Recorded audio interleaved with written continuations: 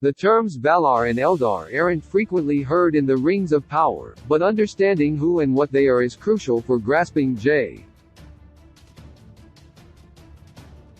Tolkien's world. The actions of the Valar and Eldar shape the framework of Amazon's prequel series, even more so than in The Lord of the Rings.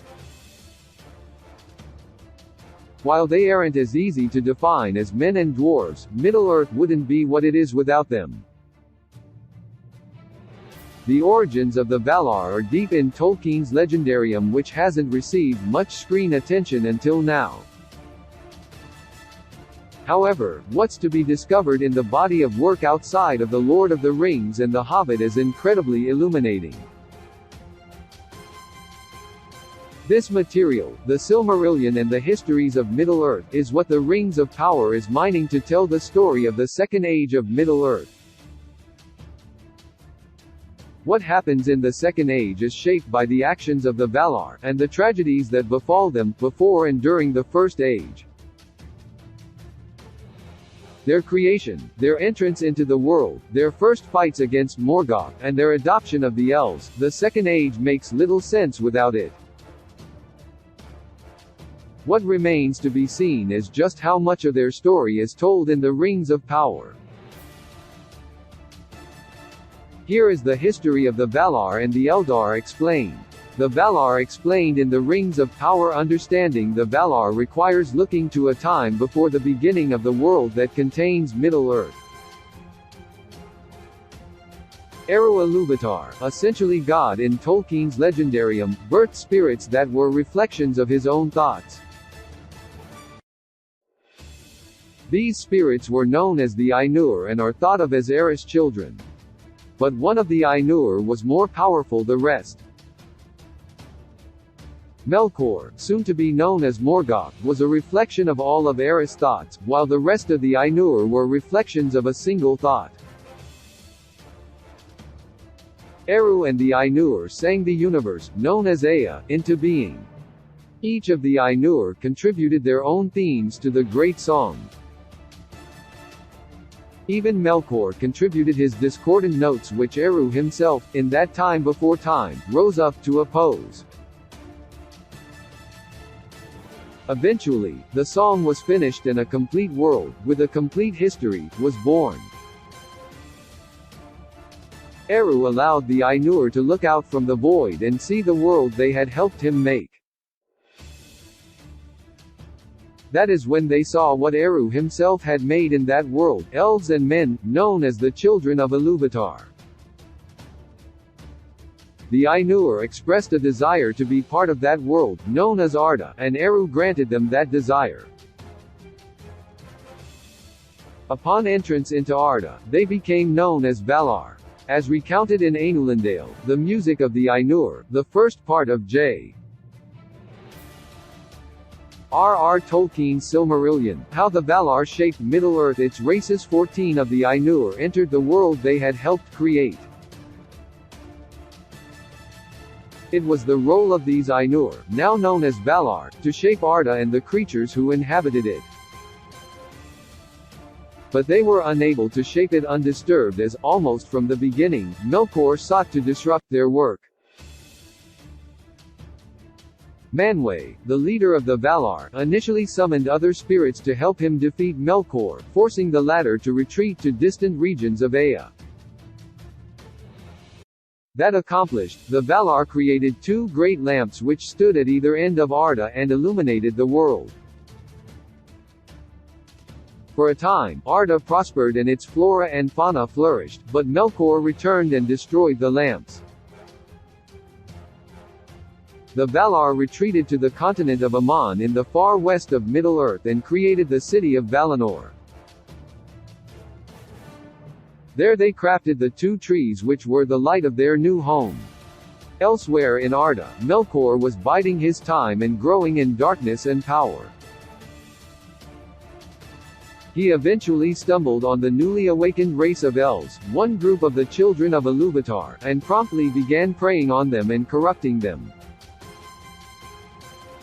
Before long, however, the Valar also learned that the elves had been awakened and virtually begged them to move to Valinor. Some of the elves refused, but many began the westward journey across Middle-earth. Along the way, different groups of elves gave up on the journey and settled in newfound lands. But those who make the trip all the way to Valinor became known as the Eldar.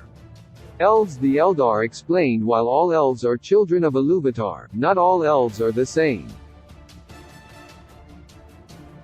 They sometimes go by Quendi, meaning the speakers, because, when they awakened in Middle-earth, they were the only creatures they knew who used language, speech, and song. All of the elves who left their original home by Cuivianen are known as Eldar, meaning people of the stars. The elves who made it all the way to Valinor are known as Calaquendi, or Elves of the Light. While the Valar primarily wanted to protect the elves from the machinations of Melkor, with so many elves settled in Valinor, they had the opportunity to continue shaping the people of Middle-earth without leaving their home. The Balaal taught some of the elves smithcraft. Ulmo taught ship-building, fishing, and the ways of the sea. Yavanna taught the care of the earth and the growth of plants and fruit. The Eldar who stayed longest in Valinor and learned the most gained something akin to superpowers. Glorfindel, a Noldorian elf born in Valinor, is a significant example. He could see into the seen and unseen realms, last for hours in battle, and faced a Balrog, much like Gandalf, on his own.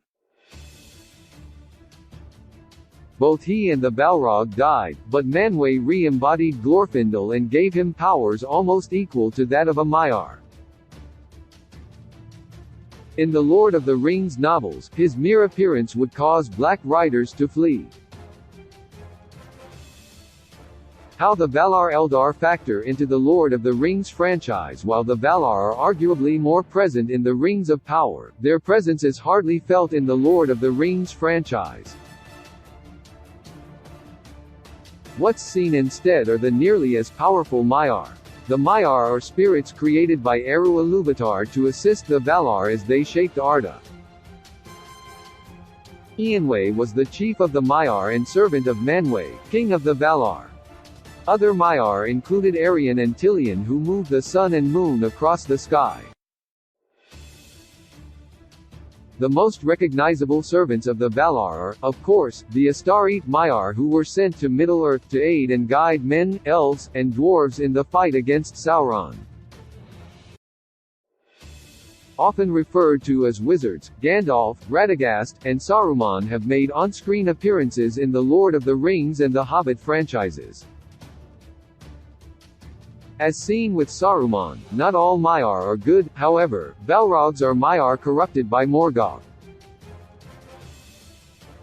Galadriel is perhaps the most well-known of the Eldar in the Lord of the Rings franchise, and now the Rings of Power. Born in Aman, the land of the Valar, she came to Middle-earth early in the First Age and remained there, initially to aid the fight against Morgoth and later because she and Celeborn had fallen in love. While other Eldar don't feature in the Lord of the Rings movies, Celebrimbor, Finrod, and Gil-galad have major storylines in the Rings of Power. The Lord of the Rings of Power continues Thursday, Friday on Prime Video. Want more The Rings of Power articles? Check out our essential content below. How many episodes of The Rings of Power there are, when the finale is, The Rings of Power cast, character descriptions, everything The Rings of Power leaves out about the War of Wrath, every new Tolkien location in The Rings of Power explained. Join Amazon Prime, watch thousands of movies, TV shows anytime, start free trial now. With a gentle touch you tell me what all love I have to share, it must be 'cause you are what I all knew. Only you do know, you do know, you do know.